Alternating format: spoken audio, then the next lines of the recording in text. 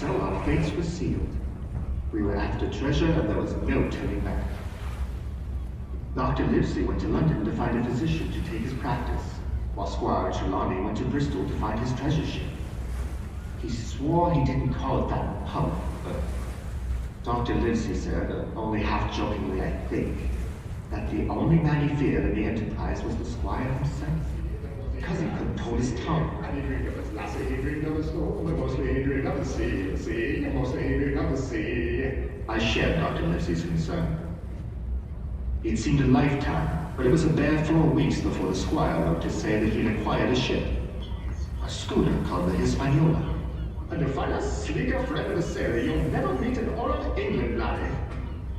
I said my fond farewells to my mother, then traveled overnight by coach and arrived in Bristol just as the sun was rising in the east. But look, the Moor in Russia middle flag walks over the dew of the high eastern hill. My father's ghost was not far away that morning, speaking Hamlet to my ear, and his presence gave me both comfort and longing.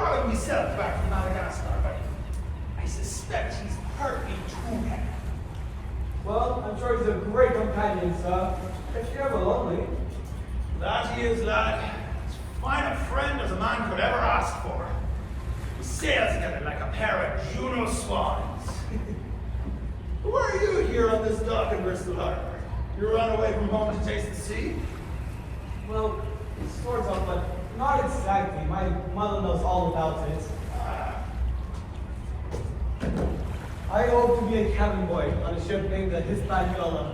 I hope to equip myself with dignity. That's a lad. Good for you, boy. Something tells me you'll do it too.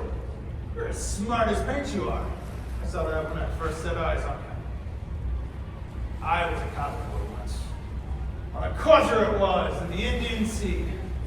And I rose like the phoenix from the fire, the glorious title of ship's cook. Thence a quartermaster and a midshipman on a man of war. I was a devil with a double quadrant. I'd made lieutenant too if I hadn't lost me leg in service of the king. Under Admiral Hawke it was. Finest sailor that ever cruised the sea. Are you here to sail with any of these ships? Don't I wish it, lad. But nobody wants a sea cook missing a leg.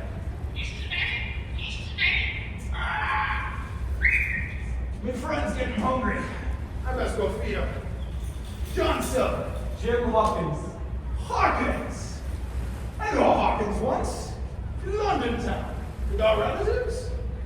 No, sir. Not in London. Though my father did go there once.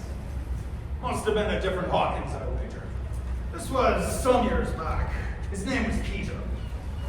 My father's name was Peter. Peter Hawkins. He spoke of a son in Corsets, a place called Black Hill Cove, I think. I can't believe it. That's him! You knew my father! Oh, me, Peter Hawkins. We was mates, Jim. He was my friend.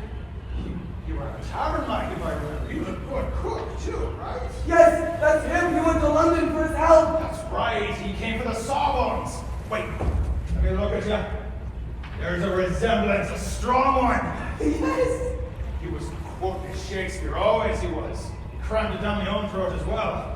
All for a muse or fire that would ascend the righteous heaven of invention. A kingdom has a stage, princes to act, and monarchs to all the swelling scene!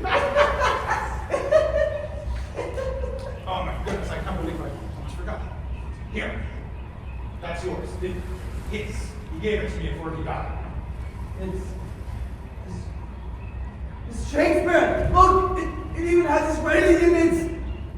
I've got to confess, he asked me special to hand it to you. I ever found myself in Devon, but afterwards I went to see him.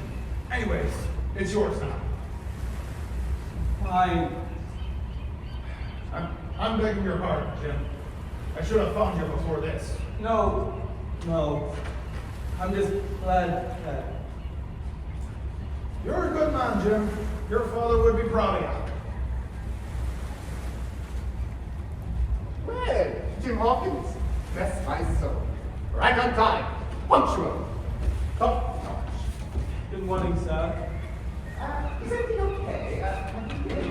No, sir. It's just... How's the ship? Is she in harbor?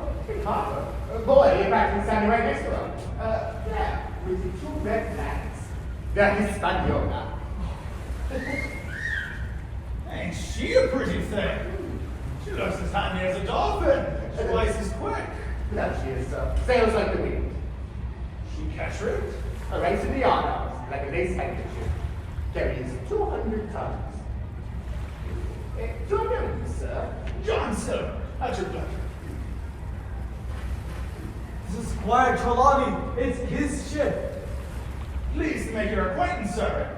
If I may, you've got yourself one of the finest cabin boys I ever set my eyes on. Smart as paint, this one is. Good as gold. Mr. Silver stopped a villain from stealing my purse just now. Who knows what he would have done? No. He would have fallen over with a stick. You should have seen him knock him down. He's as strong as Hercules. No. Squire, do you think Mr. Silver can sail with us? Okay, Jim, just stop it. What would the squire here want with a sea cook? He sailed with Admiral Hawke. Oh, really? Well, Hawk was the best. Finest sailor that ever lived. He taught everything. And, you're a cook. I am. Cook, midshipman, quartermaster. If it be on the water, I tend to con the wine. Wherefore, eh? And you're looking for, That I am, sir, but I push myself. well, Hawkins here rather thinks along with you, and, the thing is, we don't really have much of a crew yet. I have hired a captain, a fellow named Smollett. Do you know him? No, sir. Well, he's been trying to assemble a crew, but it seems that every sailor in Bristol is, engaged. Well, maybe he's asking the wrong people. Meaning? Well, meaning you've got to shoot high if you want to break down the prize. You want a crackerjack crew with a ship like that, the best of Bristol. And I knows every one of them. I sailed with them myself on the Swallow and Caravan from Malabar to the Barbary coast. They'll make themselves available for that voyage. Where do you sail? A secret. I can't tell. But between you and me, there's treasure involved. Sir! Magnificent. Amazing. The find of the century. And it is not in doubt, sir. I assure you. It's Finn's treasure. Captain Finn. The pirates. That's the one. And the one all over. Not just me, ask anyone. It is a king's ransom in jewels and gold. And we'll have it without question. Sir! If you let me, you gotta let me. Give me your proxy line so I can make bargains. I will find you the finest crew in Bristol Harbor. I'll set you knife on it. Do you really think you could do it? In a flash of lightning, an arrow man hath power to say, behold! The jaws of death do devour now. So quick do right things come to confusion! Well? Done, sir. Mr. Silver, I like the courage. You have it. And there's me hand. Sir, when do we start? Well, at this point, it's up to Mr. Silver. I'll have your crew in 3 days' time. That's a promise. In that case, we leave again to it. I'll just wait till I tell Lindsay. I'm going to go find him now. Boy, meet me here at 3 o'clock to inspect the ship. Mr. Silver, we get to work. Good job, lad. You brought me luck today, Jim. And we have your father to thank for it. We do, Goldsby. Come now. I've got work to do. And you've got a feathered friend of mine to take care of. Oh,